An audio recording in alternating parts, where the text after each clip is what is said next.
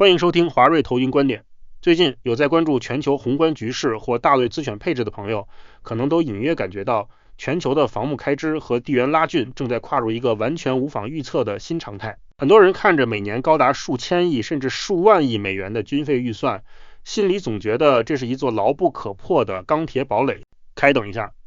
摩根大通最新发布的一份国防工业基础深度报告，直接用冷冰冰的产业链数据帮我们戳破了这个神话。报告指出，美军目前正深陷在一个极其致命的时间与产能过剩陷阱里，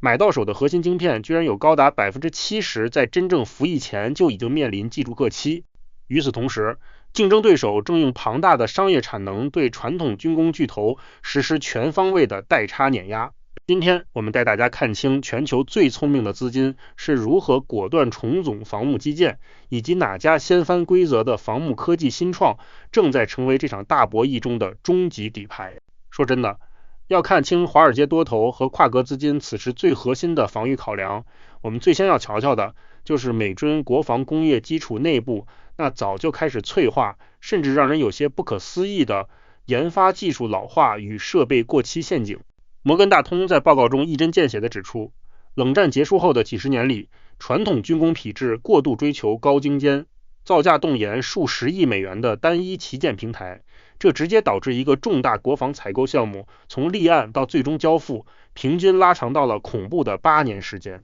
大家可以试着想一想，在科技与电子元器件日新月异的今天，8年的时间跨度意味着什么？这项硬核数据表明，当先进战机或导弹好不容易送到前线士兵手里时，内部高达 70% 的关键电子元器件在技术上早已被时代淘汰。这种僵化且缓慢的供应链机制，在网络战和高频电子对抗的新时代，无异于将最致命的软肋直接暴露在对手面前。而在研发效率失速的背后，供应链上游的极度脆弱与外部依赖，更是让长线配置资金感到无比焦虑。摩根大通在报告中披露了一项触目惊心的定量审查。数据显示，目前美军有高达 41% 的武器与基础设施系统在不同程度上直接依赖外部的半导体与晶片供应，甚至连美军最核心的战斧巡航导弹、远程反战导弹以及联合直接攻击弹药等旗舰项目，其背后由洛克希德马丁、雷神、波音等传统5大军工巨头构建的分包体系中，都悄悄嵌入了超过1500家外部原材料与特殊部件供应商。这种在全球化浪潮下演进出来的套利模式，虽然在成平时期能帮企业省下巨额的边际利润，但在如今高强度消耗性的现代多域对抗中，一旦遭遇对手的地缘出口管制或大宗物资断供，整个武器装备的排产流速就会面临毁灭性的休克风险。更让传统多头阵营感到产能焦虑的是，竞争对手正在利用独特的军民融合战略，在物理世界中释放出近乎恐怖的工业制造总量。摩根大通报告给出了一组令人震撼的对比数据，竞争对手目前所掌控的全球制造业总产出已经接近美国的2倍，其在实体船舶制造上的总产能更达到了美国的230倍以上。靠着这种无与伦比的基础工业防线，对手在2025年就已经打造出了一支拥有高达400艘主力战舰的全球最大规模海军，在船比数量上比美军足足多出了 40%。 野村与摩根大通的产业链监测同时显示，不论是能迅速转化为战略运输力量的商业汽车滚装船，还是源源不断下线的战术级无人机与高精度弹道导弹发射器，竞争对手都成功打破了传统国防和民用制造的界限，用无穷无尽的工业物质洪流彻底消解了美军单纯在硬件技术上的代差优势。面对这种产能和成本上的极致非对称碾压，美军的底层作战准则正在被迫发生一场由奢入俭的历史性转变。这就涉及到摩根大通在报告中高度推崇的高低搭配策略非对称重组革命。现代战场的残酷现实清晰证实，用一枚造价高达200万美元的艾格者拦截导弹去摧毁对手一枚仅价值2万美元的集群式战术无人机，在财务与库存上是绝对无法持续的。因此，美军必须将高昂的旗舰平台作为边缘直管节点，而将海量廉价且具备自主迭代能力的消耗型自主武器系统推向前线，用规模来对冲产能缺口。这场非对称革命正在二级市场中迅速孵化出一批完全颠覆传统规则的防牧科技新创巨头，成为全球风险资金疯狂涌入的黄金避风港。其中最闪耀的翻版底牌就是被安杜里尔彻底带火的梭子鱼500导弹家族。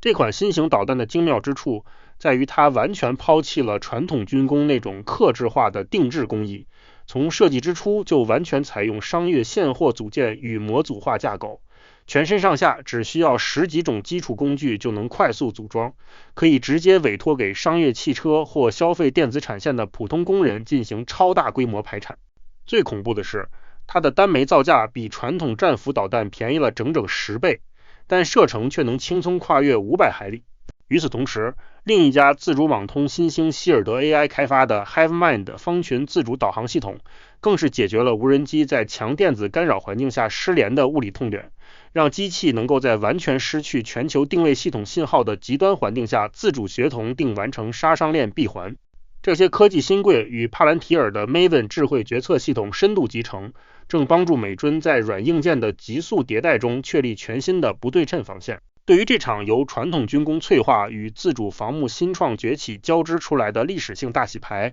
华瑞认为这本质上宣告了全球防牧投资模型已经正式跨越了单纯堆砌钢铁重资产的初级阶段，大步迈入到了以算法为核心、以商业产能平准成本的下半场深水博弈。市场长期以来被那些庞大的名义预算数字晃瞎了双眼，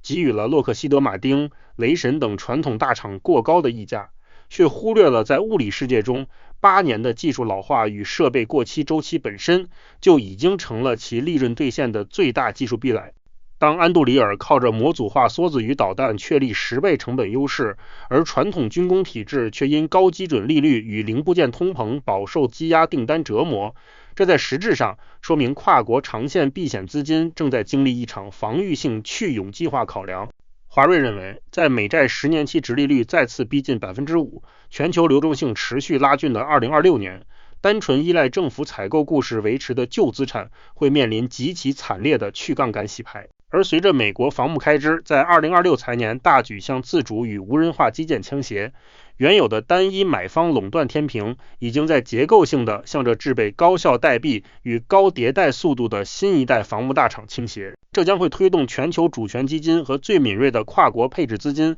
在未来几个季度内持续将资金从传统的精密装配商中抽离，重新分配到受惠于软件定义且产能具备物理复制性的边缘制算与模组化硬件龙头中，重塑全球资金的套利防御版图。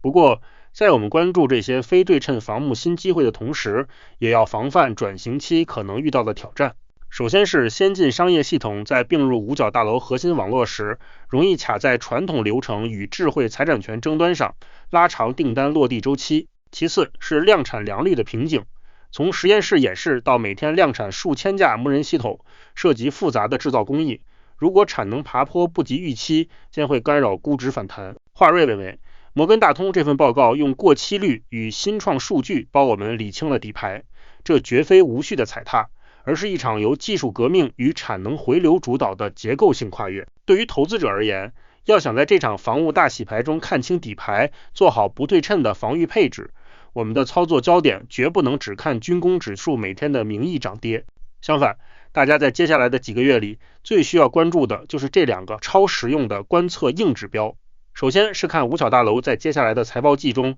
针对商业解决方案开放以及其他交易协议等非常规采购途径的实际下发采购金额，这将最直接检验新一代防牧大厂对传统垄断利润的实质性蚕食成色。同时也需要密切关注安杜里尔的第一智能兵工厂以及 Saronic 船厂每月的实际排产与零部件出货流速。把这2项硬派指标看懂了，我们才能在宏观流动性的剧烈拉锯中理清头绪，找到最安全也是最稳妥的跨资产防御与避险路线哦。以上就是本期节目的全部内容，感谢各位的观看，希望今天的内容对你有启发。如果您喜欢我们的内容，欢迎追踪华瑞。若您对加入华瑞有兴趣，或是想要与我们进一步联系，欢迎随时与我们联络。